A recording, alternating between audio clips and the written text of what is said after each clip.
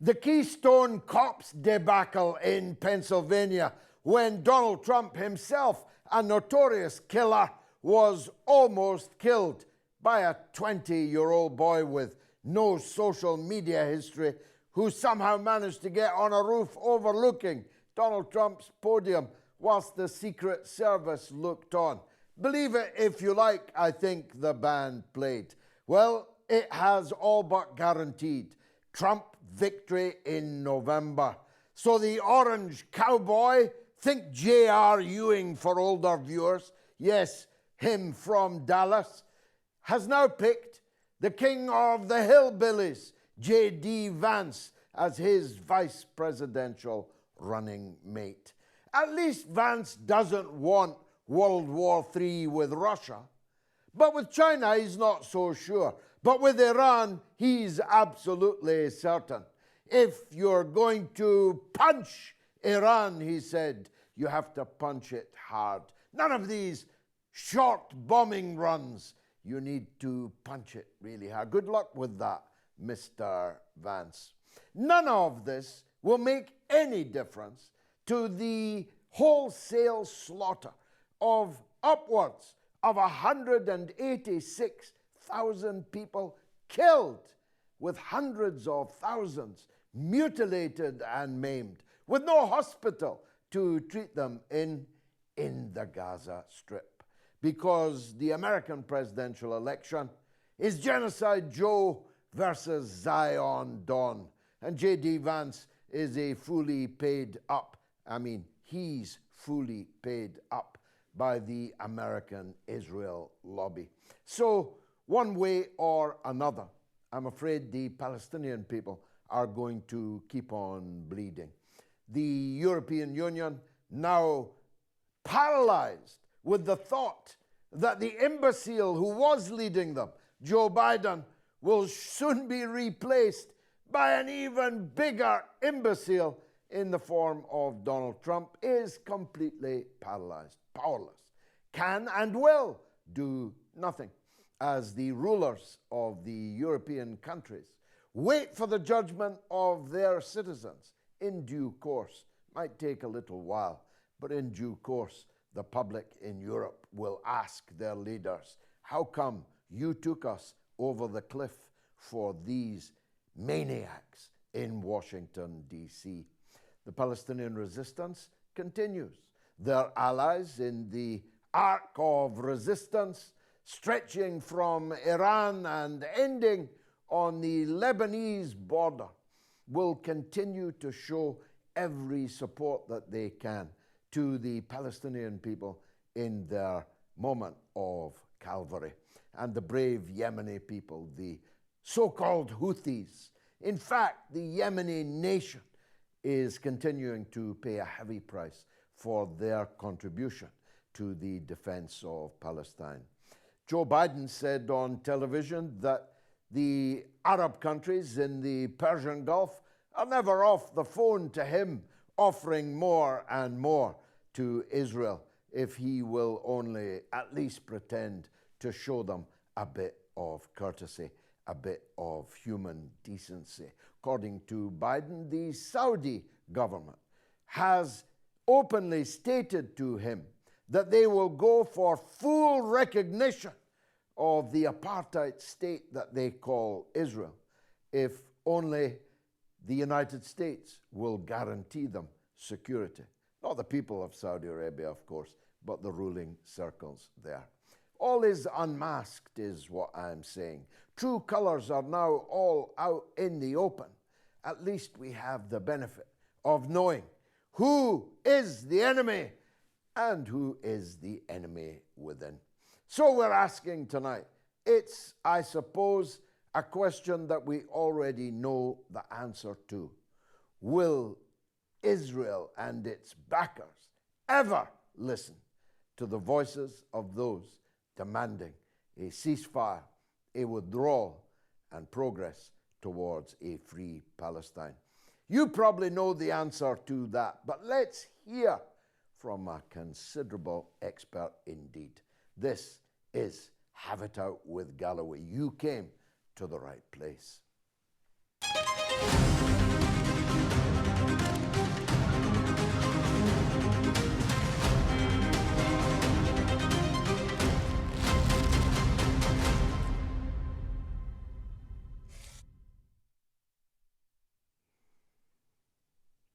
Ramzi Nasir is an economist, entrepreneur, and a senior Palestine campaigner, advocating for the immediate implementation of UN Resolution 194 as a solution to Gaza's humanitarian crisis. As director of One Democratic State in Palestine, he promotes a one-state solution for Palestine and Israel, emphasizing justice, equality, and the return of Palestinian refugees. A man, in short, after my own heart. Ramzi, thank you very much for joining us. Just explain to the audience, please, if you will, what is Resolution 194? Resolution 194 is a United Nations resolution, which is unusual in United Nations history in that it is reaffirmed almost every year. There's almost nothing like it in international law. It's been reaffirmed by the United Nations over 130 times, and it reinforces the right of the Palestinian refugees from the country that is now known as Israel to return to their home villages. So right now you have refugees around the world in the West Bank and in the Gaza Strip, which are not from those places. They're from villages, Palestinian villages, in the area of what is now known as Israel. And UN Resolution 194 reaffirms their right under international law to return to their homes. I imagine around the world, people watching this are saying, well, that actually has the benefit of being genuinely a solution to the conflict.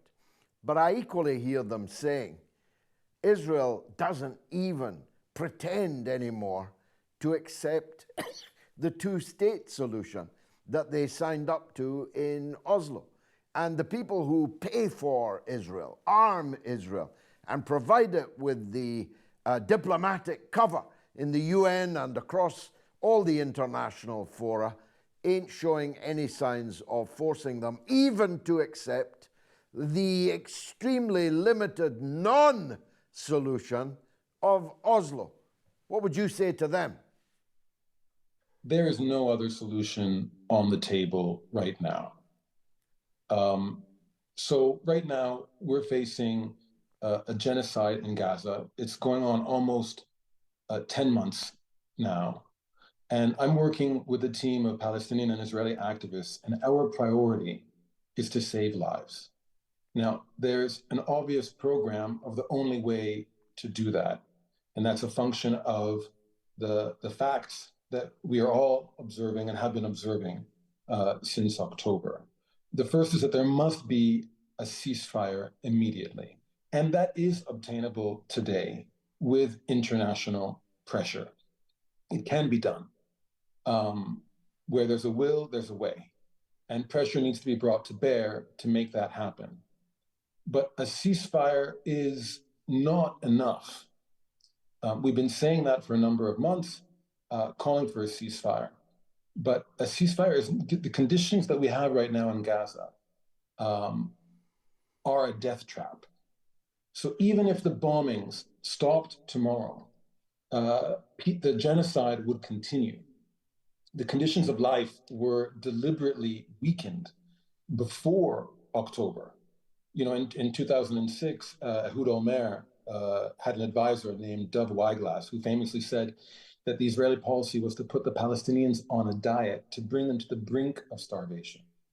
And in 2012, a paper was leaked that made it clear that Israel was actually calculating the minimum caloric intake for Palestinians in Gaza to receive through external shipments without bringing them to outright starvation.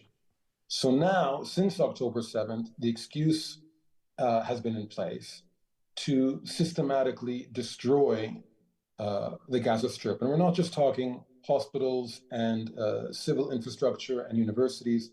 We're talking about farms and the uprooting of olive trees and the systematic destruction of the water infrastructure. It was just last week where some local engineers, water engineers, you know, miraculously managed to salvage and bring back online parts of the water system. And Israel's response was to target them for assassination. I think there were 5 or 6 of them in total that were, they had a targeted assassination. They were killed, they were taken out for the crime of bringing Gaza's water system back online. So in areas where the Israeli army has been, we've seen them literally ripping up water pipes. So Gaza really is in a terrible state. We have full-blown famine in the north, and that was declared by the head of the World Food Program, Cindy McCain, and she's no great friend of the Palestinians. And she herself said that the famine was spreading south. The Washington Post said in early March that children are starving at the fastest rate the world has ever seen. So if people stay in Gaza, they will die, even if the bombs stop tomorrow. So a ceasefire is not enough. The amount of rubble, it's unfathomable. The United Nations Relief Works Agency yesterday released its calculation that it will take 15 years just to clear the rubble. We're not talking about rebuilding. We're just talking about clearing the rubble, because there are 40 million tons of it. I mean, it's really a phenomenal amount. And this rubble is full of toxins like phosphorus, asbestos, and unexploded ordnance. The coastal aquifer is contaminated. The soil is contaminated. The air is contaminated. If aid trucks start coming in tomorrow, the genocide will continue anyway because of these conditions. Disease and sepsis will kill. The health ministry also said this week, the Gazan health ministry, that 70,000 people in the territory have hepatitis A. UNICEF also recently said in February that 90% of children under the age of 5 have infectious diseases, and 70% of them have diarrhea, which, they're not able to treat these things. The hospitals are in no condition to reopen at full capacity if the bombing stopped tomorrow. So really, the only solution is to evacuate the people in Gaza to a safe space. They cannot stay. So it's 1, ceasefire, and 2, evacuation. Where can they go? There are no conditions for them to go live in the desert in Egypt. That makes no sense. And Egypt doesn't want to be complicit in the ethnic cleansing of the Palestinians from their land. They can't go into the sea. So the only place they can go is east and north, into the area now known as Israel. And the funny thing about that is that Israel has been talking since the beginning of the war about trying to set up a buffer zone around Gaza. But Gaza actually has a buffer zone. It's inside Israel. In the 1949 in February, when they had the armistice line is inside the area we now think of as Israel. A buffer zone was created the following year in 1950. And that territory was just silently annexed, appropriated by the Israeli state. But that is not territory that marks the armistice line from the war of 48-49. That's Gazan territory. That's a buffer zone. So we don't need a new buffer zone. There is a territory that the people in Gaza can go to, where the soil is not contaminated, where there is water infrastructure, and where they can receive humanitarian aid. To do this, obviously, we would need international intervention and international pressure. And we would also need an international protection force, not just to protect the people from attacks from Israeli settlers and the like, but also to protect the aid, which we've already seen just trying to get aid into Gaza has been impossible because Israeli Zionist fanatics have been destroying and attacking and making obstacles to the entry of aid trucks into the territory.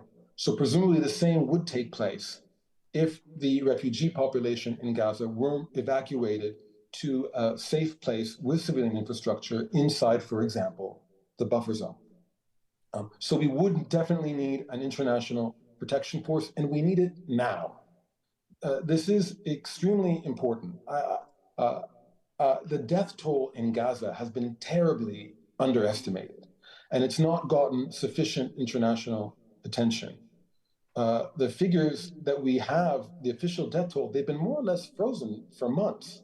And yet every day we see on social media firsthand reports of massacres, of hundreds of citizens, of people discovering mass graves with dismembered bodies. And there's a good reason for the lack of increase in the official numbers. The hospitals have been destroyed. And if you are not officially registered in a hospital as being dead, then you don't enter into, or morgue, you do not enter into the official death toll.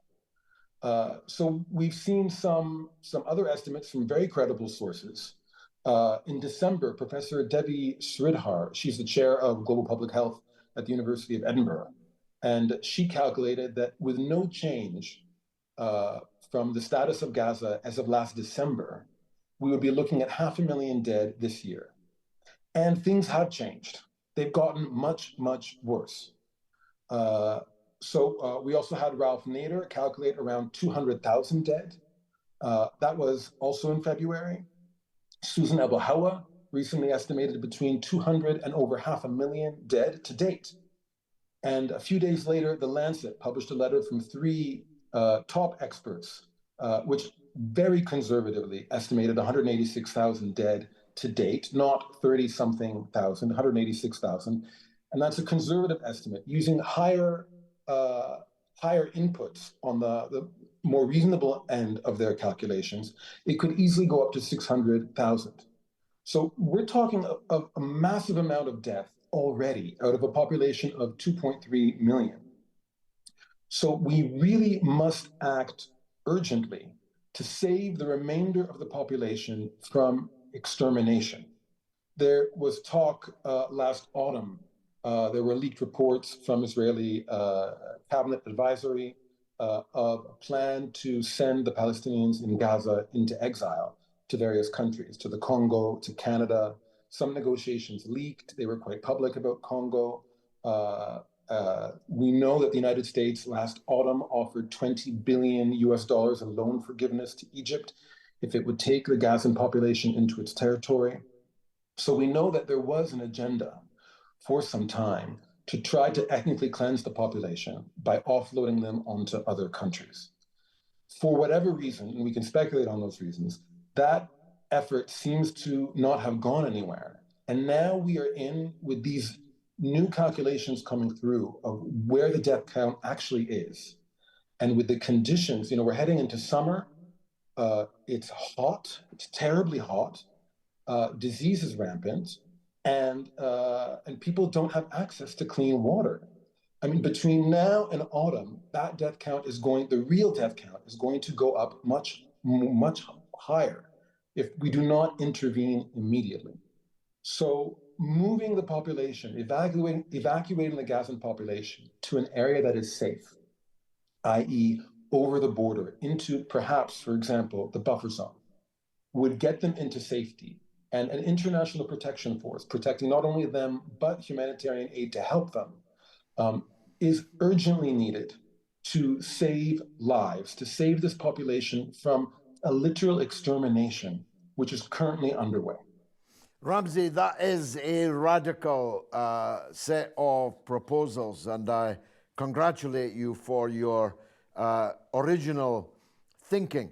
My main fear with it is that once you accept the principle that the people must be moved out of Gaza, inside what is called Israel is the last place they'll be moved to.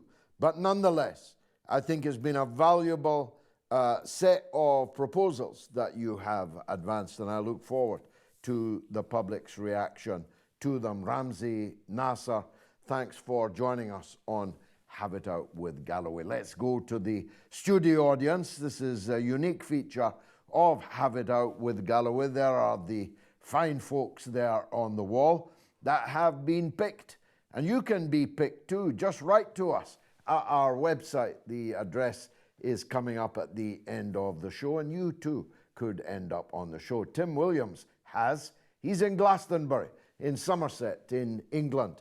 Tim, welcome to the show. Good afternoon, Mr. Galloway. The question I'd like to ask is this. It's like, given that David Lammy is in receipt of £100,000 from Israeli businessman and Starmer himself at least 50,000 and Yvette Cooper 210,000, can we really expect any difference in the policy of the new Labour government?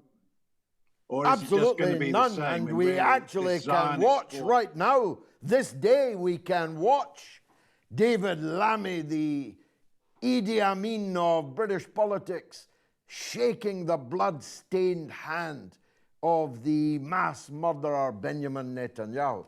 And you are absolutely right to highlight the corrupt nexus that exists between the Israel lobby in Britain and the British political class. And in the case, as you rightly say, of this British cabinet, half of them, 50% of them, are in the pay of, have received massive donations, plus all the rest, all the trips back and forward. I mean, I'm sure that David Lammy could find his way to Tel Aviv without the need of a sat-nav. He's been there often enough. So absolutely not. There will be no difference. And it's already playing out in practice, because alone of all the countries signed up to the International Criminal Court, the ICC, only the previous British government was blocking the arrest warrants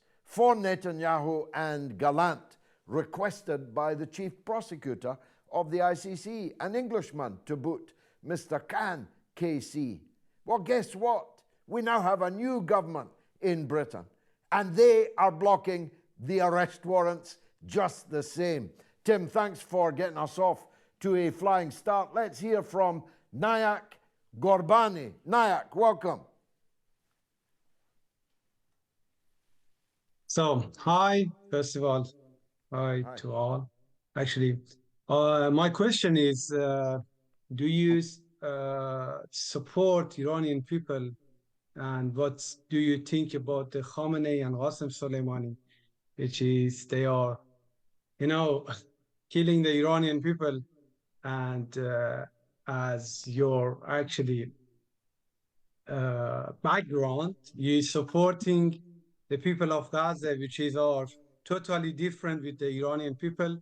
The Iranian people never support, Islamic Republic, but the people of Gaza, they are supporting Hamas, and they think the Hamas is a freedom fighter, which is prescribed Hamas with the UK government as a terrorist organization, and plus your background, actually, you're supporting Hezbollah as well, and which is the people of Lebanon didn't support the Hezbollah, and they have always conflict with between the Hezbollah and Lebanon government, actually. What do you think about these things, actually, all things about Khamenei, Qasem Soleimani, and the tema of Iranian people? Thank you so much. Well, I know what to think about you, of course. Somehow I suspected as much from the first moments of your intervention. I think about you that you infer and seem to claim some kind of insight into my beliefs and my opinions. But you don't, you see. You've only read that in the propaganda to which you are, no doubt, a fully subscribed individual. I don't myself have any right to pick the government of Iran. That's entirely a matter for the people of Iran. And when I see the millions, tens of millions, out on the streets of Iran for General Soleimani, of whom you spoke so disrespectfully, I infer that the vast majority of the Iranian people were mourning a national hero. Now, plainly, he was not a hero to you, but he was a hero to all who have suffered under ISIS and Al-Qaeda and the other Takfiri fanatics, the throat cutters, head choppers, mass murderers that have been sent into Muslim countries, including your own country of Iran, by Western people who don't like the fact that Iran is a free and independent country. That's their real problem. They proved that in 1953 against a non-Islamic leader, Mr. Mossadegh. They got rid of Mossadegh and his government, though they were democratically elected, in a Western organized coup. Why? Because Mossadegh wanted to nationalize Iran's oil for the benefit of the Iranian people rather than the people of foreign countries. So it's not that the West dislikes the length of the beard of this or that Ayatollah. It's not that Western countries have a particular preference for this or that sect of Islam. What they cannot stomach is Iranian independence.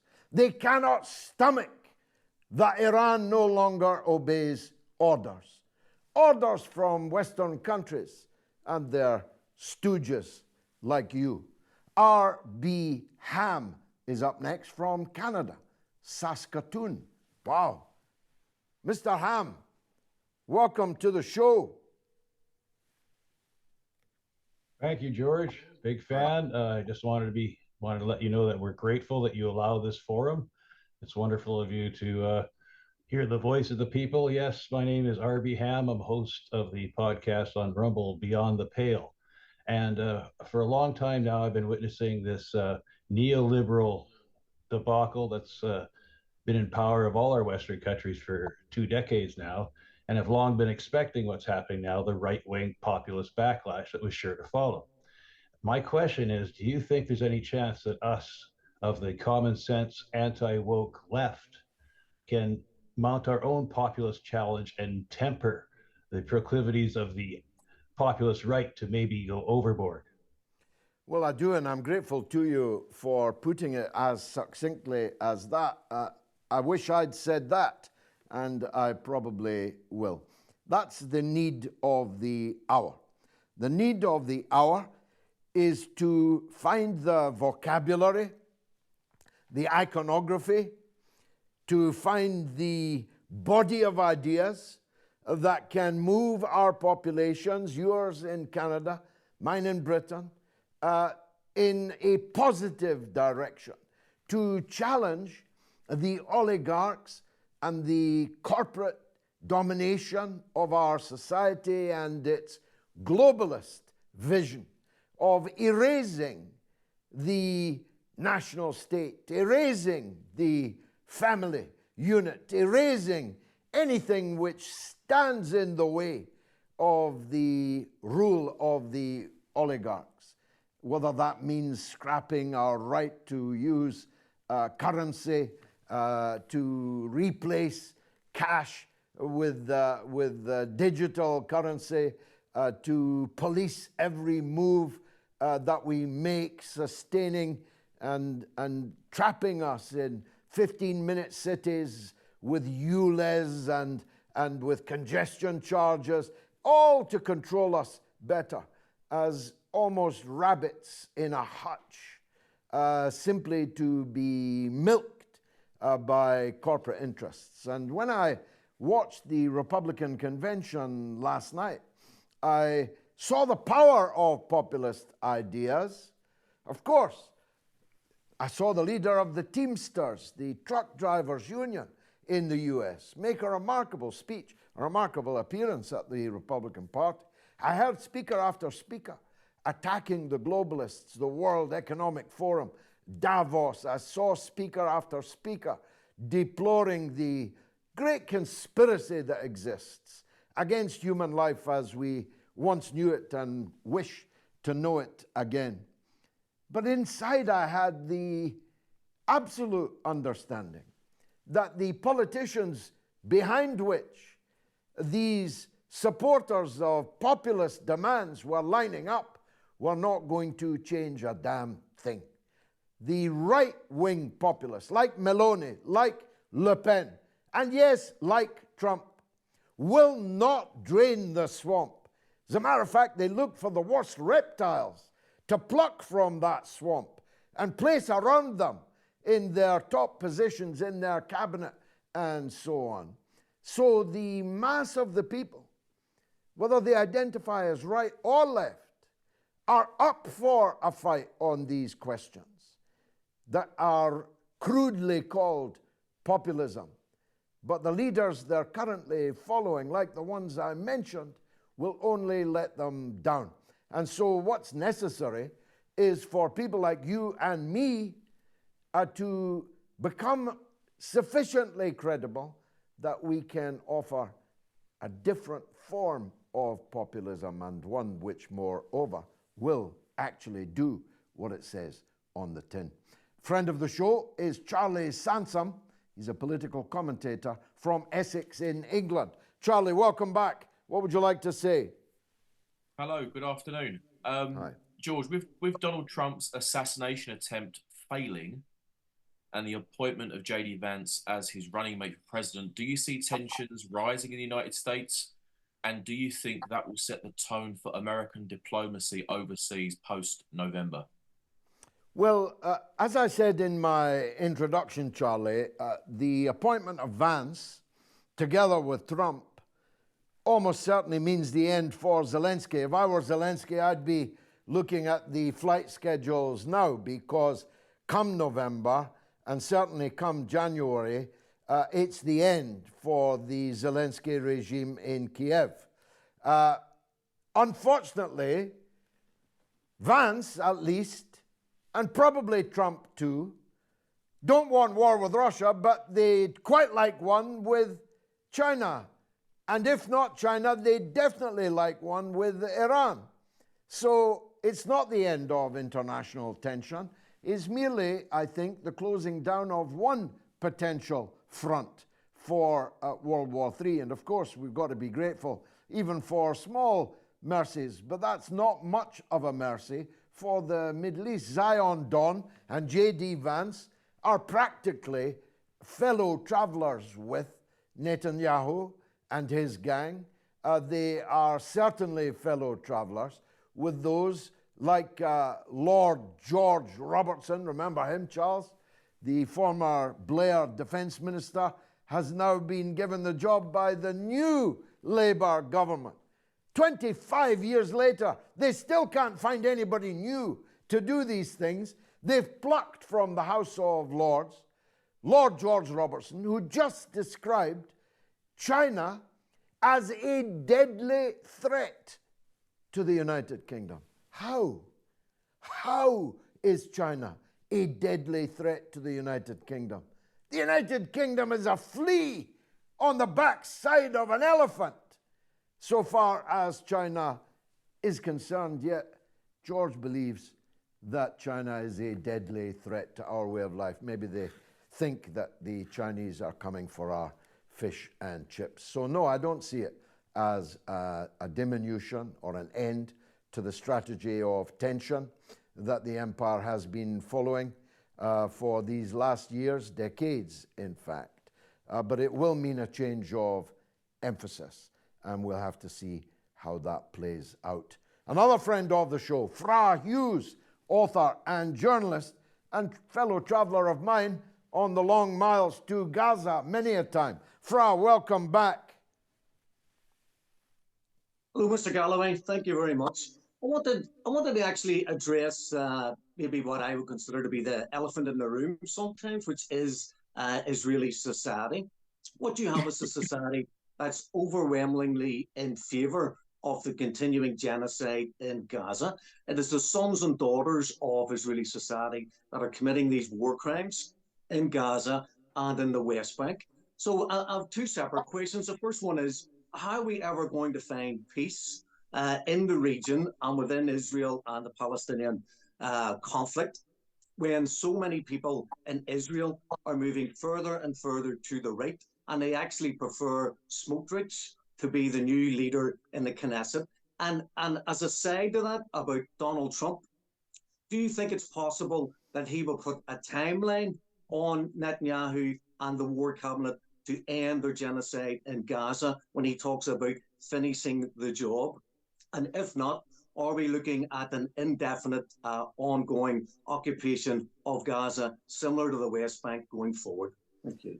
Yes, to the very last point, I have no anticipation whatsoever that Donald Trump will change the policy towards what they call Israel when he becomes the president. And the appointment of Vance, a lifelong supporter, zealot actually, as his running mate, confirms that for me.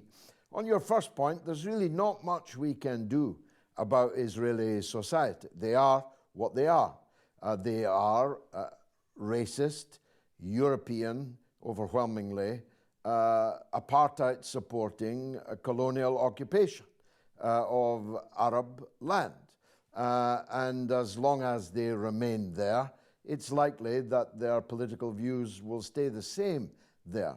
I only add this caveat, Fra, as you know, I was underground in South Africa during the last years, but not the very end, but the last years, in the mid-1980s, in South Africa. And, you know, you couldn't get a much more racist apartheid-supporting population than the white population of South Africa at that time.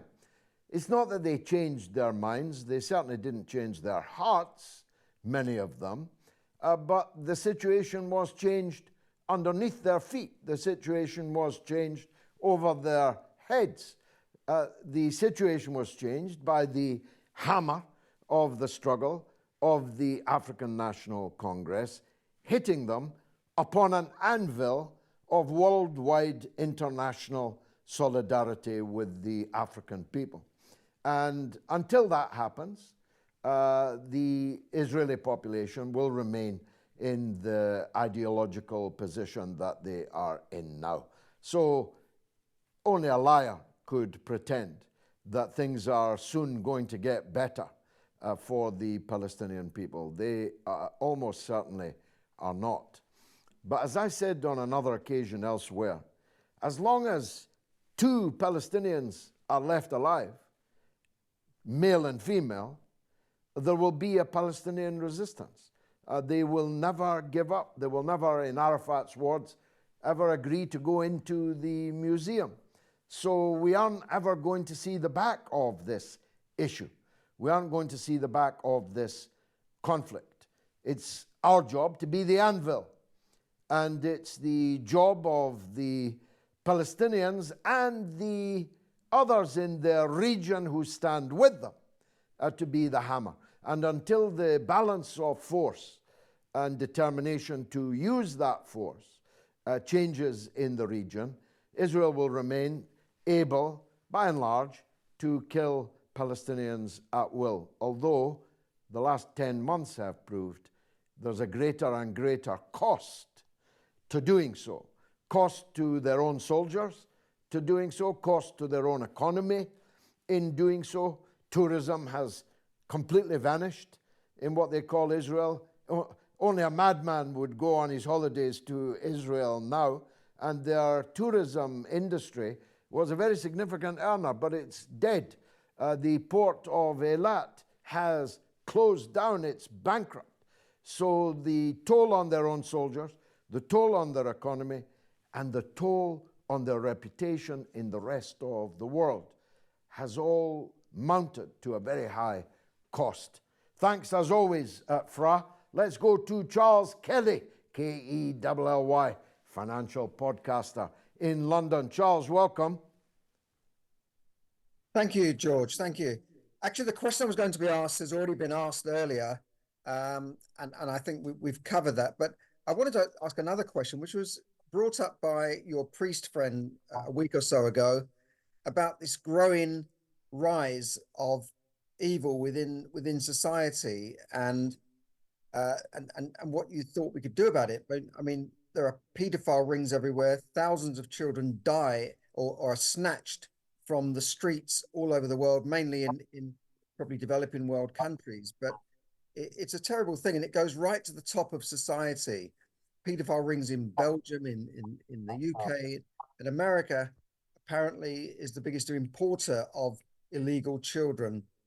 So I just wondered what you thought about this, because it all goes hand in hand with this control over the world. And, you know, and Keir Starmer has allegedly some form in this, because he let Jimmy Savile go under the net. He allowed abuse of children going on in northern towns without really properly investigating it while he was a public servant.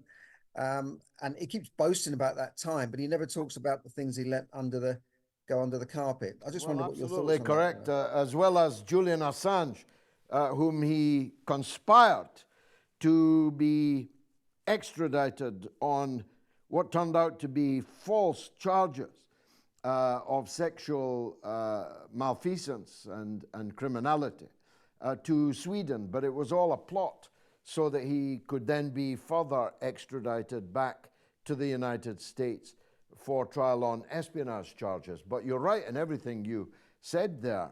Keir Starmer's record is so threadbare on these issues, Charles, that the Directorate of Public Prosecutions that he once headed has deleted and lost much of the email traffic that would have nailed them on some of these things. That's what I mean when I talk about all these things, these institutions, these traditions. They're all lipstick on a pig. Whenever it's necessary, the files go missing, the emails get deleted, and recourse to all kinds of jiggery-pokery is taken to avoid being held to account. But what you describe, Charles, is the presence of evil in the world. I always say that Satan, the devil, exists, and evidence for his existence is in every evil act. And all that we can do is ceaselessly struggle against evil instinct within ourselves, in our personal struggle with evil, which goes on amongst every one of us, and how we must consult our conscience, which I describe as my daily communion with God. Good must triumph over evil in ourselves, and we must struggle against evil ceaselessly, ruthlessly, in our own society and indeed around the world. Wish I had more time to talk about that, Charles, but I don't. I've got to go to Scott Solomon in New York City, USA. Scott, what would you like to say?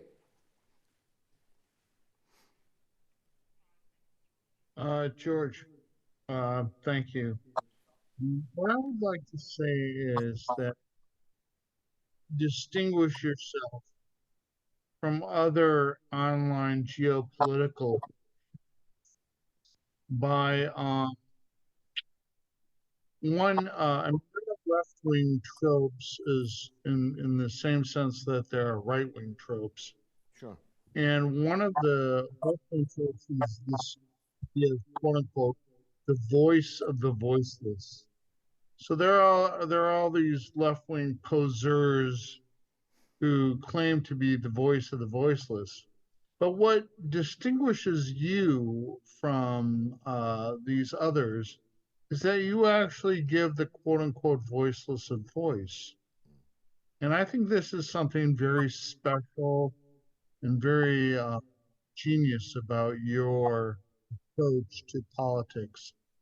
And I was wondering, so my question is, would you be willing to expand on that? Like, say, for example, you turned over the Have It Out with Galloway platform a couple times a month, to a show called In Depth.